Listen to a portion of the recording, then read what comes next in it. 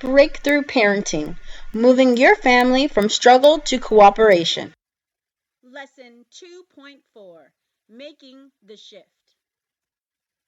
Respecting personal boundaries. Respecting personal boundaries. Both children and parents have boundaries that need to be honored. Boundaries are important because they mark where a person feels comfortable or uncomfortable, safe or unsafe, loved or unloved. No two people draw these lines in exactly the same place, and it takes awareness to recognize where a person's boundaries are. Relationships fail when boundaries are not honored. One of the most commonly made mistakes in families is assuming that the boundaries of other family members do not need to be respected, and that we only need to respect boundaries of outside people. Understand and correct this problem, and you can greatly improve all of your family relationships. Children need to be taught that others have boundaries that need to be respected. Young children do not understand the word boundary. Therefore, parents need to teach them that a boundary is a limit or a separating line that should not be crossed unless there is a serious reason. Honoring people's boundaries is a way of respecting their feelings. The issue of boundaries is a sensitive one because where these lines are drawn is not always clear. It takes tremendous awareness for a child to recognize others' boundaries. Parents can best teach their children how to do this through their own example of respecting others' boundaries and by insisting that their own boundaries are respected as well. Of course, mistakes are bound to happen. It takes healthy self esteem to admit when you have violated another's boundaries and to apologize. Following are examples of respecting boundaries. Keep in mind that these are age related and do not apply to very young children. Not entering someone's bedroom or bathroom without knocking and asking permission. Not going through another person's belongings without his or her agreeing. Not reading another's mail, including email. Not touching someone when he or she does not want to be touched. Not making decisions for another person without consulting him or her first. Understanding the cycle of change. Everybody fears change, but by understanding the true nature of change, we can learn to anticipate and adapt to it more easily. The truth is that all you can count on is change. To be truly good parents, we must know and understand how to manage change. The following four stages can help you understand the natural cycle of change: breakdown, break up, break out, and break through. Breakdown.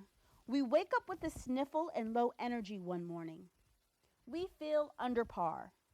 We are getting sick with a cold. Our car is limping along, needing maintenance. We avoid having the necessary maintenance done because of the expense. We realize that we need to change to accommodate new circumstances, but we resist. We hope that the problem will just go away. In relationships, we frequently go through power struggles to maintain the status quo, to try to make something fit that does not fit anymore. Break up. This is the stage where something gives, and there is no denying that there is a problem. We have no choice but to deal with the situation. This can be a fearful and stressful time. Breakout. Here we have come to the resolution about our problem. We may have to surrender to the old way of thinking and move into acceptance. One door closes and others are now open to us. We wouldn't go back to the previous conditions if we could. In this stage, we are motivated by curiosity and a realization that things can get better if we choose well. Breakthrough. With an open mind, all sorts of possibilities come flooding through. This is the time of aha and eureka. Soon we settle into this stage and become creatures of habit again. The cycle of change starts anew. The following example illustrates the cycle of change. Breakdown. Mom notices that her daughter Gloria had become spending increasing amounts of time in her room. Gloria made no effort to socialize and, in general, seemed moody, even depressed. Mom asked Gloria what was wrong, and she got a curt response back: nothing. Since this was a change in Gloria's behavior and was lasting for weeks, Mom was worried. Breakup. One day, when Mom asked Gloria to help her clean the kitchen cupboards, Gloria exploded. "I can't do everything for you. I'm not your slave. Leave me alone," and ran to her room crying. Mom tried to talk to Gloria, but Gloria's sullenness persisted. Breakout. Mom decided to take Gloria out to her favorite restaurant for dinner, realizing that the two of them needed some quiet time together so that they could really talk and listen to each other. Mom invited Gloria and she agreed to go. At dinner, they chatted about different things. Suddenly, Gloria said, "Mom, the kids at school say I'm ugly. I wear these thick glasses, I have a big nose and stringy hair. I hate the way I look." Mom listened receptively. "You think you got shortchanged in the good looks department?" "Yeah, and all the other kids spend a lot of money on their hair and clothes. I look like a dog all the time." "So, if you had more money and you had different hair and different clothes, then you'd feel better about yourself," Mom responded. "It would help, but I would still look like a dog," Gloria complained. "This comparing yourself to a dog is something new. I don't understand why you're doing that," Mom wondered. "That's just how the kids talk at school. Kids are either dogs or not dogs, and I'm a dog." "Gloria, you are a lovely person and a very pretty girl. There are lots of things that you can do to make yourself look even better. I'd be happy to help you with that. One of the easiest things to fix is your hair. With a good haircut and a light perm, your hair will be beautiful. We can start there if you would like.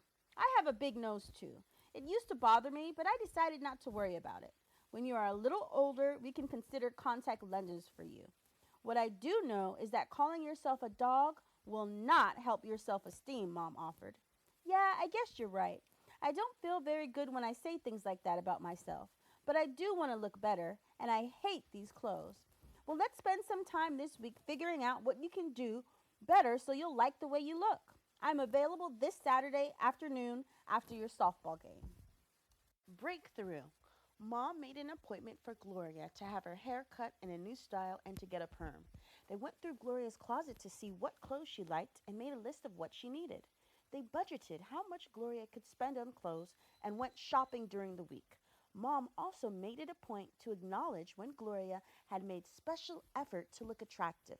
Gloria's disposition greatly improved. She became more active with her friends and more helpful at home.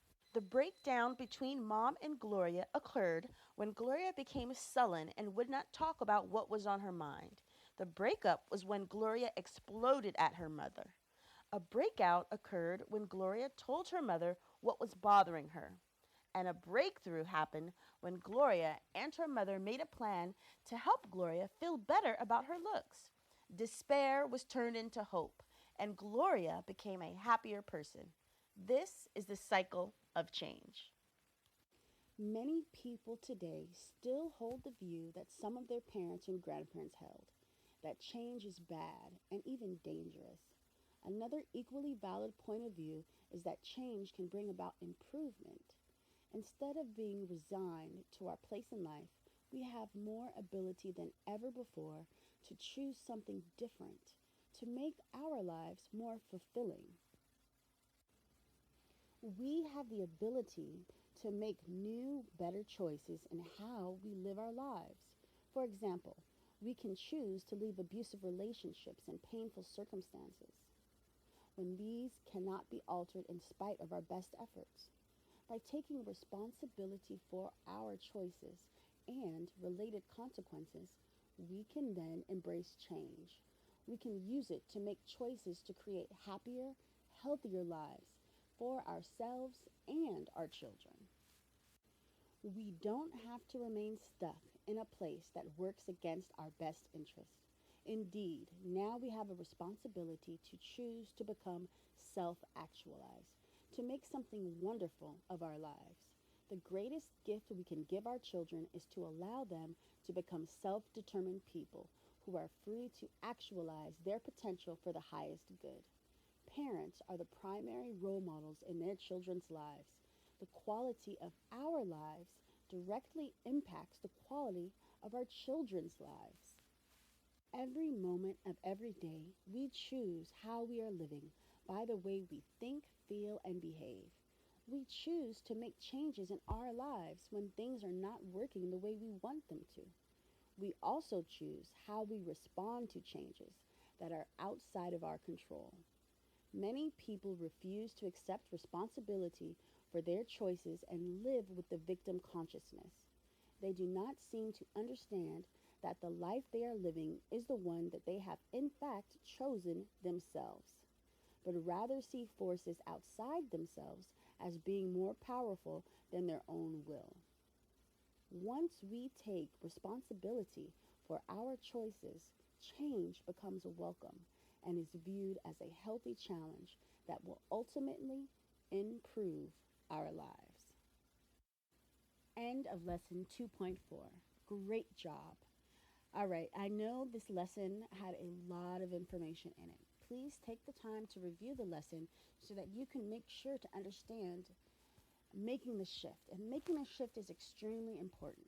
So once you're able to make the shift and make the change, get ready to have a breakthrough. Great job.